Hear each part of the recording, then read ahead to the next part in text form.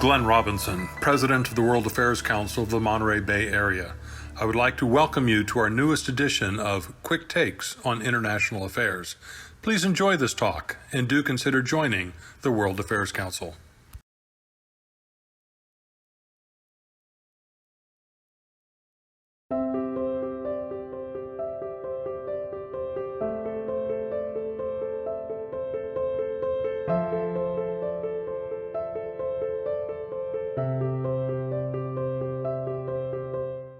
My name is Charles Kupchan. I'm a professor at Georgetown and a senior fellow at the Council on Foreign Relations.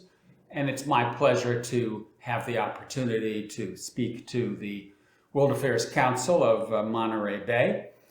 This is not my first time to meet with you, but it is the first time to do so remotely, which I regret. I wish I could be there in person and make this more of a two-way exchange. But I guess this is the best we can do for now. But I look forward to being able to visit in person once the pandemic is behind us.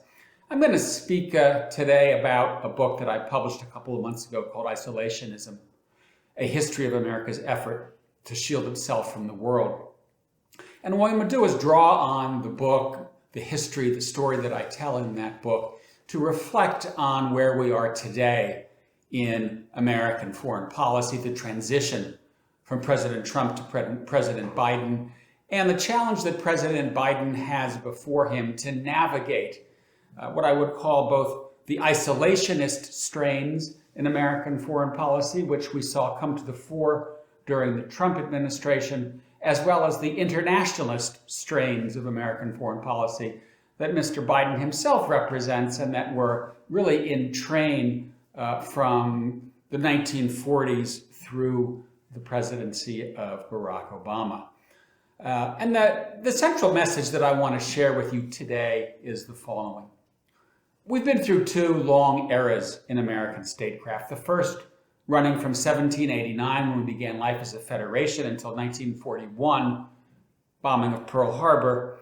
And that era is summed up as the era of isolationism, in which the United States shunned strategic engagement outside its own neighborhood. The idea was if we stayed out of the hair of other powers, they would stay out of our hair. Or as George Washington put it in 1796, we want political connections with no one. We want economic connections with everyone. And that sums up the core statecraft of the nation through the 19th century, which is let's trade with everyone, but let's avoid, as Thomas Jefferson put it, entangling alliances. Let's be engaged in the world economically, culturally, religiously, diplomatically, but let's not focus our attentions on strategic entanglements outside, first North America or later outside the Western Hemisphere. That long era of isolationism really emerged from the concept of American exceptionalism, the idea that the U.S. was engaged in a unique experiment in political and economic liberty. And protecting that experiment meant strategic detachment, meant holding the outside world at bay. Because the founders and the generations that came after feared, actually, that foreign ambition would come at the expense of liberty and prosperity abroad.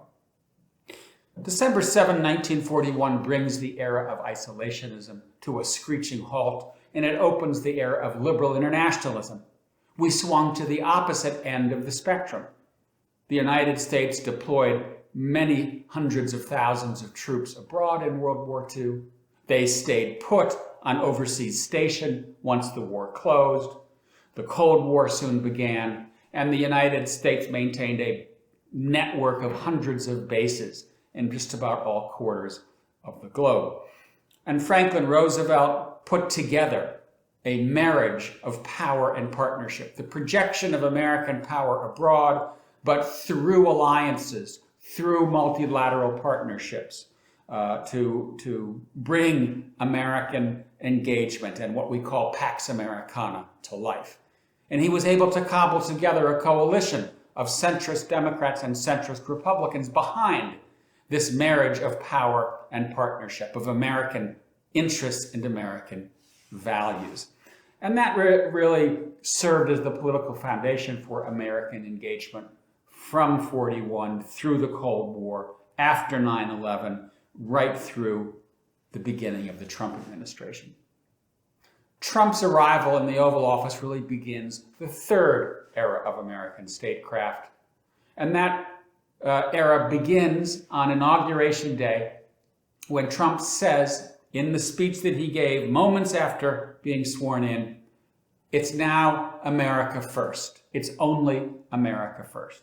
And he was hearkening back to the America First Committee that was opened in 1940 to block Franklin Roosevelt from aiding the victims of Nazi and Japanese aggression and potentially engaging the country in World War II. And in going back to the 1940s, Trump was in many ways tapping into the earlier strain of American statecraft. He was reviving the isolationism, the unilateralism, the nativism, the protectionism that had come before. And in this respect, he was reacting to, I think, what many Americans felt was overreach. I think he correctly sensed that for many Americans, Republicans and Democrats alike, there was too much world and not enough America. Too much time and energy solving the problems of other nations, not enough time and energy solving our own problems. Too many wars. Too many free trade agreements. Too many international pacts. For some, too many immigrants. And that's what led to this brand of statecraft that took the United States away from the multilateralism, from the engagement abroad, from the unstinting internationalism that came before. But even though Trump correctly sensed that that's where the American public wanted to go, he overcorrected dramatically. Instead of easing off, instead of trimming American commitments and bringing them back into line, bringing them back into a line with a country that remains profoundly internationalist, profoundly oriented to the outside world, he jammed on the brakes. He took a wrecking ball to the world America made after World War II. And so I think where we are right now is the beginning of a Trump presidency that will need to correct for Trump's overcorrection. We'll need to find the sweet spot between doing too little, which is where isolationism would take us, and doing too much, which is where we've ended up after 9/11 and after the end of the Cold War. And so the word that I use to point us in the right direction is judicious retrenchment. Let's step back without stepping away. Let's stay engaged in the world, but in a way that enjoys the continuing stable support of the American people, Democrats and Republicans alike. That, to me, is the core problem, the core challenge facing President Biden. Let me back up now that I've shared with you my main message and just drill down a little bit, because I know this is a relatively short amount of time that I have with you today, and basically go back to the early part of American history. Say a few more things about how American exceptionalism guided statecraft. As I said, from really George Washington's presidency onward, the founders, their successors, they really did believe that the United States needed to stay out of trouble abroad to maintain democracy and liberty and prosperity at home. And it's that sense of our unique nature, our Republican destiny, our manifest destiny, and the need to perfect the Union that kept us focused on domestic development, building canals, building railways, building roads, building factories, turning the United States into one of the great global powers, world powers, one of the great economic powers by the end of the 19th century. And so in that respect, isolationism worked. It allowed us to tend our own garden, to grow in unmolested fashion. And then with the Spanish-American War in 1898 and the entry into World War I in 1917, we are tempted by going out in the world, by acquiring geopolitical ambition that would be commensurate with our newfound wealth and industrial might. Well, Americans didn't like it. And therefore, they went back to isolationism. They pulled back from Europe and from Asia after 1919, 1920, rejected U.S. participation in the League of Nations, and that cleared the way for the 20s and the 30s, in some ways the most twisted and delusionary era of isolationism, when effectively the United States ran for cover despite the fact that Nazism and fascism were overrunning Europe and Asia. And it was because we learned our mistake the hard way, being attacked at Pearl Harbor, that we swung to the opposite end of the spectrum. American exceptionalism became a narrative, a justification for doing everything, for going out in the world and transforming it in the American image. And in some ways, until the end of the Cold War, we kept that ambition in check. We won the Cold War because of patience, not because of rash ambition. And I think it's in the 1990s and after 9/11 that the overreach begins. Sense of, as Frank Fukuyama put it, history has come to an end with the collapse of the Soviet Union. Now we can go out and complete the mission that we began many decades ago, to bring republican government and open trade and the rule of law to the rest of the world. And then after 9/11, we start wars in Afghanistan, Iraq, Syria, Libya. And in some ways, we bit off more than we could chew. And I think it is the overreaction to that overreach that set the stage for Trump's election, and in many respects, the politics of grievance, the sense that many Americans had been disadvantaged by globalization. As I said, too much world, not enough America. Too much free trade that may have worked for some in the country, especially the large multinational corporations, but not for many manufacturing workers in the heartland. And so I think it is that sense of disaffection, of economic uncertainty, of too much globalization, that led to the overreaction of Trump and the effort to pull the United States back, to build walls, if you will, to turn our back on institutions and allies.